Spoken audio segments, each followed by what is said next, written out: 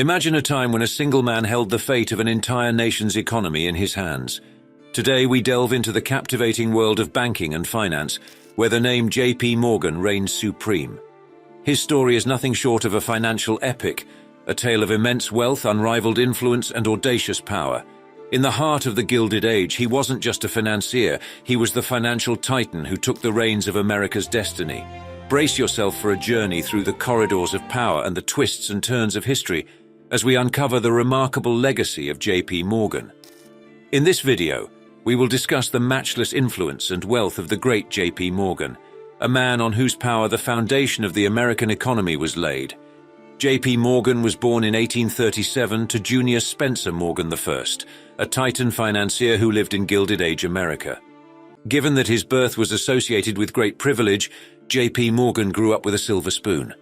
His father, the patriarch of the Morgan banking house, was a financier, banker and partner at 𝗩𝗛𝗗𝗢 Company, the largest dry goods wholesaler in Hartford, amongst other things. His mother, Juliet Morgan, was the daughter of John Pierpont, one of the most successful poets of his time, whom the future banking mogul was named after. Although the young JP's life seemed perfect, he was plagued with many sicknesses growing up. Frequent seizures, migraines, and bouts of brutal coughing episodes highlighted his bleak childhood. While all of this seemed impossible to manage, all hell broke loose in April 1852 when rheumatic fever struck JP. As he got older, the illness progressed, and the symptoms became increasingly life-threatening. At the peak of it, the rheumatic fever left him in excruciating pain, which was so bad he could not walk. The harsh realities of this sickness put a halt to Morgan's education, and so, as a last resort, his father sent him over to the Azores, a tropical island in Portugal. Based on Spencer Morgan's logic, the climate, beaches, and salty air of the Azores would help JP recover from these illnesses. Thus, he spent almost a year on the island without the company of any family member. Surprisingly, JP's time on the island relieved him of his illnesses, and after complete recovery, he was welcomed back to Boston to achieve the big dreams his father had for him. After returning from the Azores, Spencer Morgan enrolled his son in the best schools, ensuring he got all the quality education that money could afford. While children his age indulged in age-appropriate fun activities, JP spent most of his time reading financial statements and learning foreign languages. At the end of his formal education, he was fluent in German and French, as his father saw to it that he learnt from only the best. After all the preparatory education, J.P. Morgan relocated to London to work for and learn from his father, a merchant banking firm, George Peabody and Company partner. Under his father's tutelage, he learnt about the dynamics of commerce, business, banking, and affiliate banking, as well as the trade and lifestyle of a bank partner. In return, JP served as his father's primary intelligence source regarding American affiliate banking houses. After learning all his father had to teach him, JP quickly moved on to New York City, where he would begin his efforts to dig a well of old money for his family while gaining massive power. However, before becoming a finance titan, JP started to work at Duncan Sherman, where he worked as a junior clerk and as a representative of his father, who had already become the wealthiest banker in London. Despite his position as a junior clerk, JP was still Wall Street's most sought-after young man. This was partly due to his father's reputation and position as the Peabody House's heir. As a result, he always found himself in the company of many of New York's leading citizens, an avenue through which he laid powerful impressions in the hearts of the prominent men of New York. In all of this, JP had his father to keep him grounded and guide him on the path through which he had walked successfully. Though the father and son were divided by an ocean and their divergent personalities, they had an enviable relationship. According to his father's teachings, JP adopted a severe approach to his work. In no time, all acknowledged and praised his work ethic and capacity for business, including his father's friends and several titans in other spheres besides banking. However, this was just the beginning of JP's several mind-blowing accomplishments. Within 14 years, JP worked with several American finance institutions, including Duncan, Sherman and Company, J. Pierpont Morgan and Company, and Dabney Morgan and Company. It was a turbulent 14 years, as JP was required to maneuver the ups and downs that hit the financial world while keeping each of these firms afloat. In 1871, however, at the request of Junior Spencer Morgan, Anthony Joseph Drexel, a Philadelphian financier, became JP's mentor. Together, they formed a new merchant banking partnership, Drexel Morgan and Company, based in New York's heart.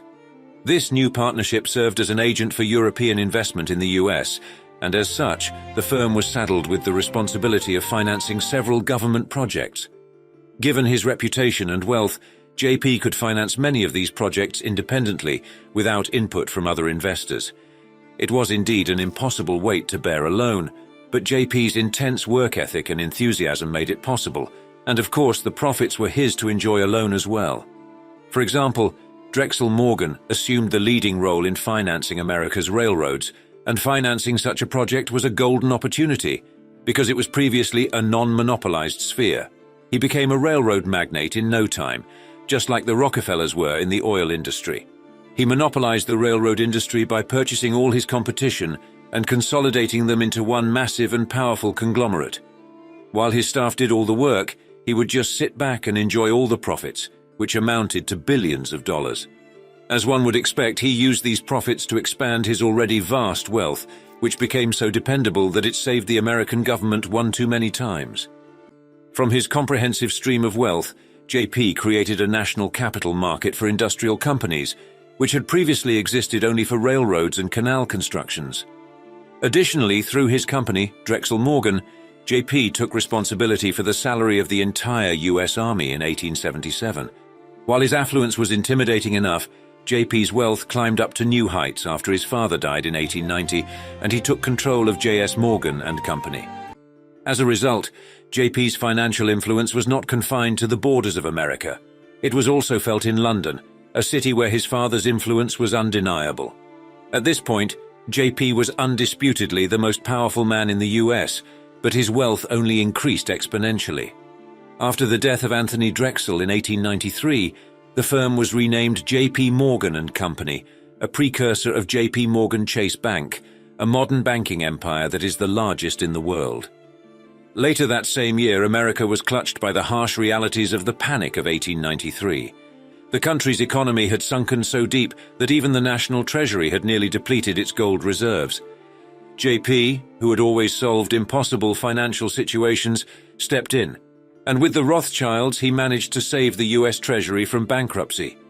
He and the Rothschilds sold 3.5 million ounces of gold in exchange for a 30-year bond issue. Although this gesture ruined the political career of President Grover Cleveland, the US president at the time, the country's treasury was now transparent, and it was all because of JP's brilliant solution. Another one of JP's unforgettable power moves was when he monopolized the steel industry. In the early 1900s, the grand financier discussed purchasing Andrew Carnegie's multi-million-dollar steel business. He went through with the purchase and merged it with the Federal Steel Company, a steel company he financed, and other big steel companies across the country. This led to the formation of the United States Steel Corporation, a massive steel conglomerate, which became the world's first billion-dollar company, with an authorized capitalization of $1.4 billion. JP had quickly become the most influential person in America and one of the richest in the world. He went from being just the heir of a finance mogul on Wall Street to being a man who often determined the trajectory of the American economy. In 1913, JP unexpectedly died at the Grand Hotel Plaza in Rome, Italy, and the whole of America mourned his death for several decades. His legacy was carried on by his son, J.P. Morgan Jr., but although he had his father's name, he never had his influence. No one did. Some say there will never be another man who will walk this earth in the same capacity that J.P. Morgan did, and they might be right. Let us know in the comments what you think about J.P. Morgan's financial contributions to the American economy, and if you think there is anyone in modern times who is comparable to this great legend. Share your thoughts in the comments below, and remember to subscribe for more captivating glimpses into the world of Old Monyey Lux.